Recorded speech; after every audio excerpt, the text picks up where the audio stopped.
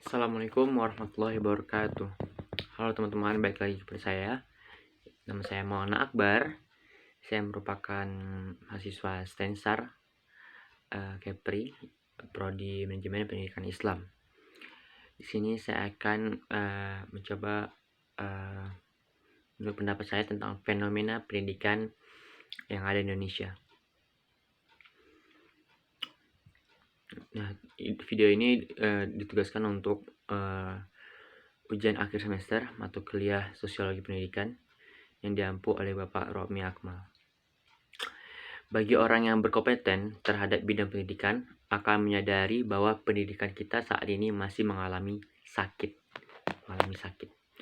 Dunia pendidikan yang saat ini disebabkan karena pendidikan yang seharusnya membuat manusia menjadi manusia, tetapi dalam kenyataannya sering sekali tidak demikian.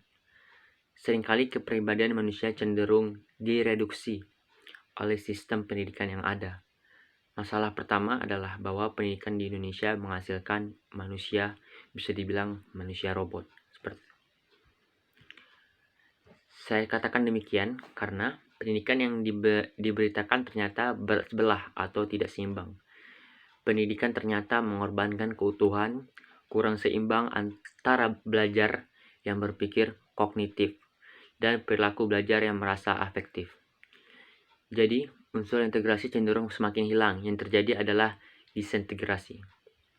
Masalah kedua yaitu sistem pendidikan yang top down atau dari atas ke bawah.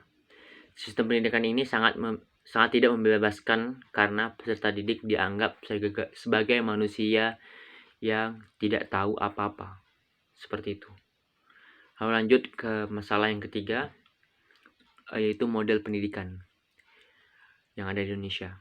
Model pendidikan yaitu yang hanya diorientasikan kepada manusia yang dihasilkan pendidikannya. Ini hanya siap untuk memenuhi kebutuhan zaman dan bukannya bersifat kritis terhadap zamannya. Manusia sebagai objek wujud dehumanisasi merupakan fenomena yang justru bertolak belakang dengan visi humanisasi, menyebabkan manusia tercabut dari akar-akar budayanya. Itulah pandangan saya tentang fenomena pendidikan di Indonesia. Nah, untuk sekarang pendidikan di Indonesia ini kan merupakan secara jarak jauh ya, yaitu secara daring, jarak jauh. Nah, banyak sekali positif dan negatifnya tentang pendidikan seperti itu sekarang, seperti ini.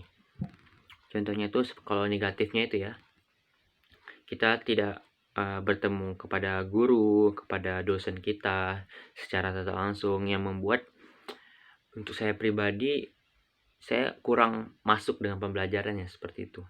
Lalu kita juga tidak bertemu dengan teman-teman. Lalu misalnya kita membutuhkan buku, kita tidak ke perpustakaan, seperti halnya saya biasanya dulu ke perpustakaan provinsi maupun daerah, seperti itu. Jadi banyak sekali hal-hal negatif yang terjadi ketika masa pandemi sekarang ini, pendidikan jarak jauh. Lah, untuk positifnya juga banyak. Positifnya itu saya kan kita juga belajar dari rumah ya, menggunakan handphone kita atau semacamnya lah, seperti itu, yang membuat kita itu mungkin menurut saya sendiri lebih nyaman ketika saya berada di rumah, ketika saya belajar dengan jauh juga. Kita juga bisa bertemu, mempererat silaturahmi kita terhadap orang tua, kepada keluarga kita, terhadap saudara kandung kita, sepupu kita, tetangga kita juga. Jadi seperti mempererat gitu juga lah. Kalau misalnya kan di pandemi ini kan juga orang kan semuanya juga butuh, kan ada yang merasa kehilangan pekerjaan, seperti yang saya alami, seperti keluarga saya. Jadi kan kita lebih saling tolong menolong antar sesama, antar masyarakat juga, seperti itu. Nah, itulah menurut saya sisi positifnya itu. Kita bisa belajar dari rumah, mengembangkan bakat kita juga dari rumah, menggunakan handphone saja atau media yang lainnya, seperti itu. Nah, untuk statement saya tentang fenomena pendidikan di Indonesia, menurut saya pendidikan di Indonesia itu sebenarnya itu sudah baik, akan tetapi untuk forsir untuk anak pendidiknya itu dikurangkan lah, harus sesuai dengan forsirnya seperti itu. Jangan tadi yang saya bilang tadi seperti manusia robot, kita tuh seperti robot, seperti yang saya alami dulu. Pagi pulangnya sore udah kelelahan seperti itu. Inilah dibatasi atau diforsir seperti itu. Kayak diakali lah, seperti layaknya di Eropa. Eropa itu untuk belajarnya itu tidak sebanyak di Indonesia lah menurut saya. Emang seperti itu aslinya, faktanya seperti itu. Jadi membuat siswa atau peserta didik itu lebih nyaman untuk belajarnya karena ada waktu bermainnya juga banyak seperti itu. Jadi merasa rileks lah seperti itu. Nah, itulah statement saya tentang fenomena pendidikan di Indonesia. Lalu juga pendapat saya tentang fenomena pendidikan di Indonesia. Mohon maaf jika saya banyak kesalahan tentang statement saya itu.